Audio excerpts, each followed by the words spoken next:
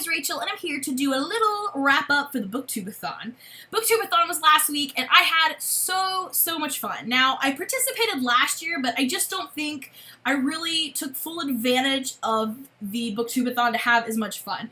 This year, I really pushed the limits of my comfort zone and really put myself out there to have as much fun as possible, and I did. I participated in 4 of the video challenges and 5 of the Instagram challenges, and honestly, last year, if it had anything to do with scripting or anything I felt like I'm not sure about this, I didn't do. But this year, I jumped into the title slip-in challenge where I had to do a little scripting and a little acting, and oh my god, I was so uncomfortable, but you know, it was so much fun to be a part of it and put myself out there, and I really enjoyed trying to do some of the Bookstagram pictures too, because I'm not a very good Bookstagrammer either. I made a breakfast at Tiffanys picture that I was just so proud of, and I just had a lot of fun. So, I don't know, I'm just excited that I really pushed my limit this year. And I also try to participate as much as possible on Twitter. I try to hit up all of the Twitter sprints that I could manage, and I really tried to leave comments on people's posts. I think last year I was good about posting updates from myself, but then I went right back to reading. And I really tried to kind of read other people's things and really try to interact as much as possible this year, and I think that only added to my enjoyment of the Booktubeathon, and I had a blast. I cannot wait for the next Booktubeathon. Like, let's start next week. Like, poor Ariel, we'll just run it on our own, Ariel. We'll just kind of wing it, okay? But thank you to Ariel Bissett for hosting. It was so much fun. So, let's get to the books. The first book that I read, I actually had already started. I'd read 70 pages in, but it did not help me at all because it took forever. And that is The Bat by Jo Nesbø. Now, I picked this up because it was kind of marketed as like one of those like Scandinavian crime novels, which it is. But of course, because of that, it's always relating back to the Millennium series by Stieg Larsson, which is The Girl with the Dragon Tattoo, which is an awesome book. This one wasn't quite to that level, I didn't feel. So it was a little bit of a letdown for me to be kind of expecting Girl with the Dragon Tattoo and getting this. Now, I gave it 3 out of 5 stars. It was an interesting read. It gave you that kind of crime element that you're looking at. This one in particular actually takes place in Australia. It's a Norwegian guy who is down in Australia working on a case. So, there you go. And you learn a lot of little interesting tidbits about Australia, so it's kind of cool. But it was such a slow read for me. I don't know. I was just really frustrated that we went on so many different, like, false, like, oh, this is the way it's going to be. Oh, nope, that way. Oh, this way. I got a little frustrated with it. So, I don't know. It wrapped up really well. I gave it 3 out of 5 stars.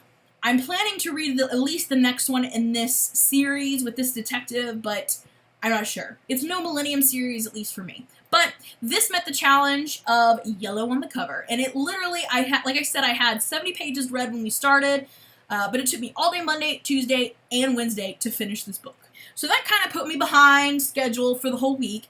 So then I decided to pick up a short one. So I picked up Breakfast at Tiffanys by Truman Capote, and I picked this up because this works for the book that's older than me. This was published in 1958, and I was born in 1985, so definitely it's a little bit older than me.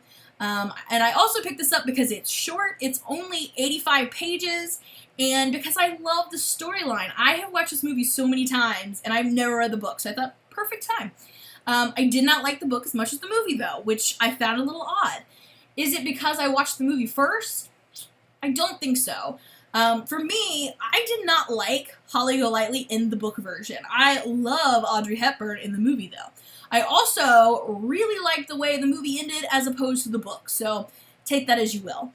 I had another book planned for my book-to-movie adaptation, but when I saw that wasn't going to happen, I decided to go ahead and watch Breakfast at Tiffanys again and use this as my book-to-movie adaptation as well. So, a book older than me and my book-to-movie adaptation in a week. Next, for my After Dark pick, I went with Vampires I Have Kissed, 14 Tales of Blood-Curdling Romance by Lydia Galt. I picked this one up for a couple of reasons. When I was looking for an After Dark book, I wanted something that was kind of like short stories or something, that it wouldn't be like so much putting it down every night, that it would come to a little bit of a nicer end each night as I finished. So I thought short story book would be the best thing to pick up. And then I wanted something that kind of fit the, dark evening theme. So I thought, oh, matters, perfect. Because this was sitting on my shelf, I've had it for a while and I haven't picked it up, so I thought this will be perfect. And I did not enjoy this book. It was weird, and it was not very enjoyable to read. I found myself just like, oh my gosh, let's flip the page. And in one story, the main character's name switches throughout the story. It's like they decided halfway through that they want to change her name, and they only change it like every other time. Half the time she's Sarah, and the other half of the time she's Lena.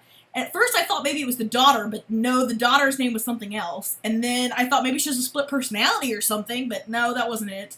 It was just really confusing, and I just didn't find these very enjoyable.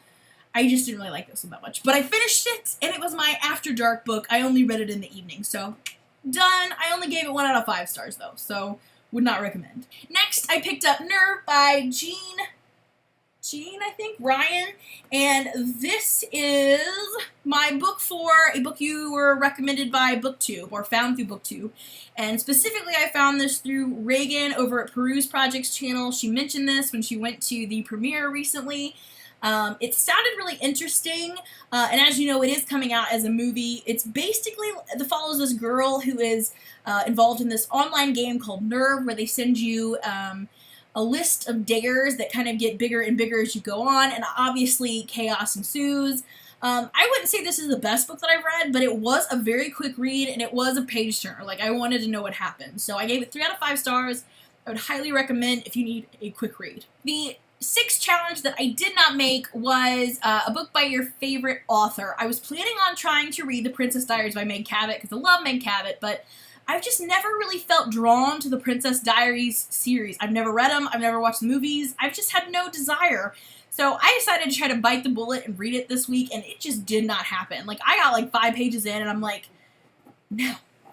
I'm going to stick with Meg Cabot's adult books. I just like them so much more. So I put it down with the intent of maybe picking up something else later if I had time, but I didn't end up having time. So my last kind of doesn't really apply to any of the challenges book, just my 7th book, but only technically my 5th book, was Mike and Dave Need Wedding Dates and 1,000 Cocktails by Mike and Dave Stengel. Now, if this sounds familiar, it's because it's being made into a movie as well. Kind of a theme in my little collection here, it seems.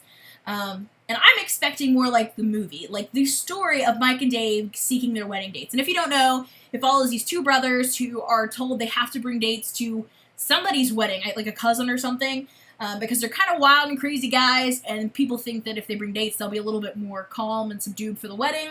So they apply for dates on Craigslist. And that sounds like a funny story. That's kind of what I was expecting when I got this, but that is not it. It's really, since these 2 got famous over that little stunt, it's basically just an essay of like all the goofball things they've done in their life. It's literally each brother has, it goes back and forth, and they tell us something stupid they did previously in their life. Now, I mean, it is, if we're being honest, it's kind of dumb, but there are some parts that are funny, and there are some parts that you could just totally skim over. I'm not sure this book is for everybody. It's mostly about them trying to get girls. Like, that's pretty much what the book is about. But, like I said, sometimes it's funny, sometimes it's not. Sometimes you're just like, oh my gosh, how are they still alive? So, I don't know. I gave it like 2.5, maybe 3 out of 5 stars, probably more like 2.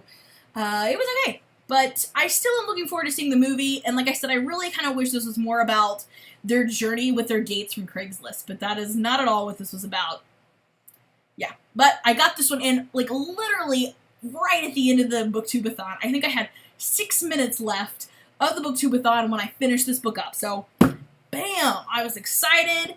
I met 1, 2, 3, 4, 5 of the challenges. I read 5 books, and it totals up to, let's see, I had this up earlier, 1,135 pages. In a week, that's not bad. I'm pretty excited. And technically I made 7 last year, but I included like graphic novels. So this year, no graphic novels, some short books, but no graphic novels. So I'm pretty excited. My goal for next year is definitely still 7, but at least 6. I gotta amp up, from this year. So yeah. But anyway, that is my wrap up. That's been really long-winded, sorry. For the Booktubeathon, I had so much fun. Thanks again to Ariel Bissett, and I am so looking forward to next year. And the short little Booktubeathon Christmas version coming up in December, which will be here before you know it. But anyway, thanks for watching. I hope you had a good Booktubeathon, and I will see you again soon with another video. Bye for now.